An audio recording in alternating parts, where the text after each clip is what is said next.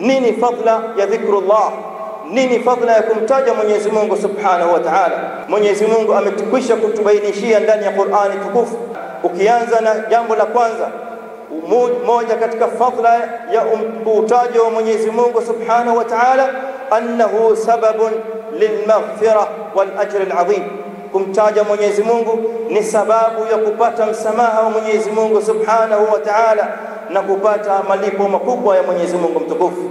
Anasema Mola aliyetukuka katika suratul Ahzab, wadhakirina Allaha kathira wadhakirat, na wanaomtaja Mwenyezi Mungu Subhanahu wa Ta'ala kwa wingi katika wanaume, na wanaomtaja Mwenyezi Mungu Subhanahu wa Ta'ala kwa wingi katika wanawake. Wana malipo gani? A'adda Allahu lahum maghfiratan wa ajran 'azima. Mwenyezi Mungu hao watu hao amewaandalia msamaha wa ajran 'azima, na malipo makubwa mbele ya Mwenyezi Mungu Subhanahu wa Ta'ala. Hilo ni jambo la kwanza, fadla ya kwanza anaoibainisha Mwenyezi Mungu aliyetukuka ndani ya Qur'ani yake takatifu. Nini fadla ya utajo wa Mwenyezi Mungu Subhanahu wa Ta'ala?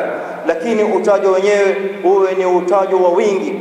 Wadhakirina Allaha kathira, na wanaomtaja Mwenyezi Mungu katika wanaume utajo wa wingi, wadhakirat, na katika wanawake vile vile.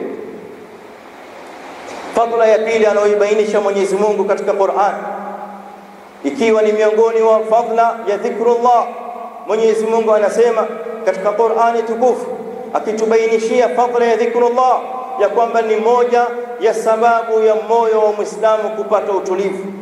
Anasema Mola mtukufu katika suratul Ra'd, ala bidhikrillahi tatma'innul qulub, ala bidhikrillah tatma'innul qulub. Hakika kwa utajo wa Mwenyezi Mungu Subhanahu wa Ta'ala nyoyo zinapata utulivu. Kwa hivyo moyo wa Muislamu wakati mwingi katika maisha yake anakuwa ni mwenye kupitia hali tofauti tofauti. Unajiwa na dhiki, unajiwa na hamu, unajiwa na gham, unajiwa na wasiwasi katika moyo, unajiwa na hali tofauti tofauti, mpaka wale watu wasiokuwa Waislamu inawapelekea mpaka katika hali ya suicide, hali za kujiua na kutoa roho zao ili kusalimika na dhiki kama hizo. Ukitizama leo katika statistics, katika hisabu za ulimwengu, hakuna watu wanaoendelea kutoa roho zao na kujiua katika ulimwengu mzima kuliko nchi za kikafiri. Walillahi alhamd, rate ya suicide, rate ya kujiua katika Uislamu iko chini, kwa sababu wanazingatia mafundisho ya Mwenyezi Mungu Subhanahu wa Ta'ala kwa kusoma Qur'an, kwa kuswali, kwani swala yenyewe vile vile ni dhikri ya Mwenyezi Mungu Subhanahu wa Ta'ala. Kwa dalili ya maneno ya Mwenyezi Mungu ndani ya sura Taha, anamwambia Musa alayhi salam, wa aqimis salata li dhikri, na isimamishe swala hizo alizofaradhisha Mwenyezi Mungu kwa ajili ya kunitaja mimi, kwa sababu swala yenyewe ni dhikri ya Mwenyezi Mungu Subhanahu wa Ta'ala. Kwa hivyo Waislamu katika maisha yao wako katika dhikri, na Mwenyezi Mungu amekwisha kusema ala bidhikrillahi tatma'innul qulub. Kwa hivyo ukiswali roho yako inatulia, ukisoma Qur'an roho inatulia, ukimtaja Mwenyezi Mungu Subhanahu wa Ta'ala roho inapata utulivu, kwa dalili ya maneno ya Mwenyezi Mungu Subhanahu wa Ta'ala fi suratul Ra'd, ala bidhikrillah tatma'innul qulub. Vile vile fadla ya utajo wa Mwenyezi Mungu Subhanahu wa Ta'ala, Mwenyezi Mungu anatubainishia ndani ya Qur'ani tukufu, ni sababu ya Uislamu kusifiwa na Mwenyezi Mungu Subhanahu wa Ta'ala kwa vizuri, ni sababu ya Uislamu kuombewa Mungu na kuwaombewa dua na malaika wa Mwenyezi Mungu watukufu, ni sababu ya Waislamu kutolewa na Mwenyezi Mungu katika upotevu na kutiwa katika nuru na hidayah. Kusadikisha maneno haya, dalili yake Mwenyezi Mungu anatuambia ndani ya Qur'an, ya ayyuhalladhina amanu, enyi mlioamini, udhkurullah, mtajeni Mwenyezi Mungu, dhikran kathira, utajo ulio mwingi, wasabbihuhu, na mtakaseni Mwenyezi Mungu, bukratan wa asila, asubuhi na jioni. Kwa nini? Huwa alladhi yusalli alaykum.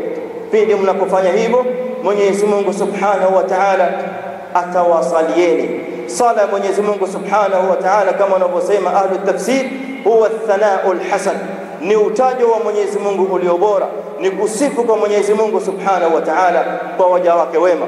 Kwa hivyo ukimtaja Mwenyezi Mungu kama alivyosema katika hadithi al-Qudusi, man dhakarani fi nafsi, yule atakayenitaja mimi katika nafsi yake, dhakartuhu fi nafsi, mimi nitamtaja katika nafsi yangu. Wa man dhakarani fi mala'in, na yule atakayenitaja mimi katika pahali pawazi mbele ya watu, dhakartuhu fi mala'in khairin min, mimi nitamtaja mbele ya watu walio bora kuliko wao. Malaika wa Mwenyezi Mungu watukufu, hakuna viumbe walio bora kuliko malaika. Kwa hivyo ukimtaja Mwenyezi Mungu mbele ya watu, Mwenyezi Mungu anakutaja jina lako mbele ya malaika al-kiram, malaika watukufu wa Mwenyezi Mungu Subhanahu wa Ta'ala. Mwenyezi Mungu anakutaja jina lako kwa uzuri, maneno matukufu wa Mwenyezi Mungu fi hadithi al-Qudusi. Kwa hivyo Mwenyezi Mungu anasema pindi mnapomtaja Mwenyezi Mungu kwa wingi, yusalli alaikum, atawatajeni kwa vizuri. Wa malaikatuhu, na vile vile wa malaika wake watawasalieni. Sala ya malaika kwa wanadamu ni kuwaombea dua. Malaika watakuwa wakiwaombea Muislamu dua.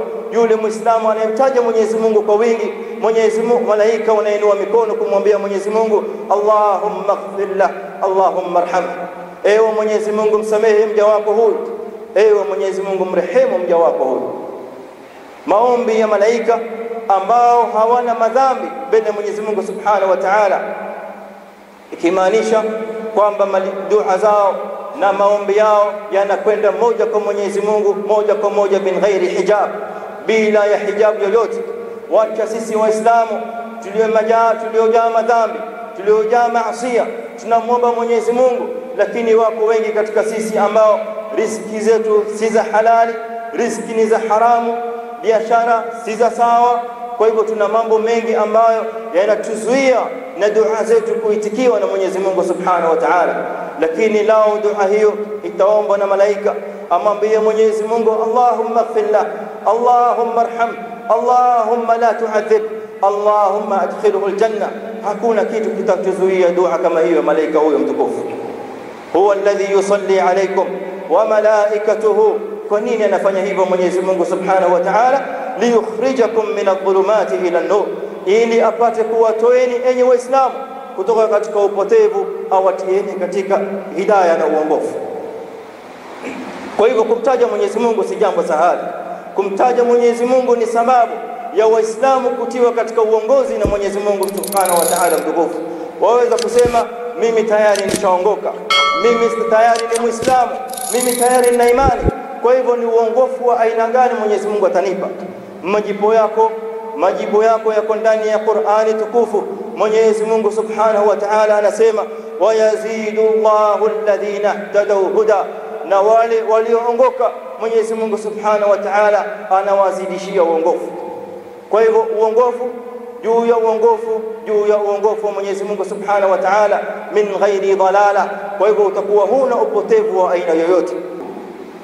Tunamalizia na faida ya mwisho. Mwenyezi Mungu Subhanahu wa Ta'ala vile vile anatubainishia ndani ya Qur'ani tukufu kwamba miongoni mwa faida na fadhila bora za dhikrullah ni kufaulu, al-falah, kufaulu mbele ya Mwenyezi Mungu Subhanahu wa Ta'ala. Ushahidi na dalili yake ndani ya Qur'ani tukufu fi surati al-Jum'ah, Mwenyezi Mungu anasema, fa idha qudiyatis salah, pindi sala ya Ijumaa itakapomalizika, fantashiru fil ardh, tokeni katika ardhi mutapakae, fantashiru fil ardhi wabtaghu min fadlillah, na mutakeni fadla za Mwenyezi Mungu Subhanahu wa Ta'ala. Halafu wadhkurullaha kathira, halafu mumtaje Mwenyezi Mungu kwa wingi. Limadha? La'allakum tuflihun, ili mupate kupata falah, ili mupate kufaulu mbele ya Mwenyezi Mungu Subhanahu wa Ta'ala. Kwa hivyo kufaulu mbele ya Mwenyezi Mungu kunapatikaniwa na dhikrullah. Ukitaka kufaulu mbele ya Mola mtukufu, mtaje Mwenyezi Mungu, lakini kwa sharti utaje huo uwe ni kwa ikhlas, na utaje huo uwe ni kwa wingi, ndipo utapata kufaulu mbele ya Mwenyezi Mungu Subhanahu wa Ta'ala.